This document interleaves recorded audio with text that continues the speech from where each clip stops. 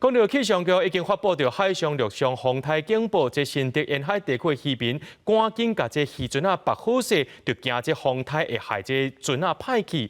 搁再讲到这风台天撞到大楼，也要提醒民众讲，这沿海地区一定要注意海水倒激的问题。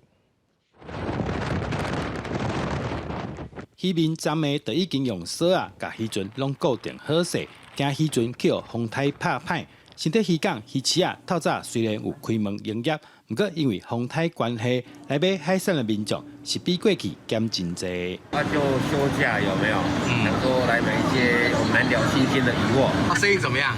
还好，还 OK 的，可以。根据中央气象署资料显示，凯米风台的强度愈来愈强，全台湾拢应该加强警戒，因为这站拄好是大楼，沿海较会有海水倒击的问题。台北市也出动抽水机，提来沿海地势较低的地区，随时准备抽水。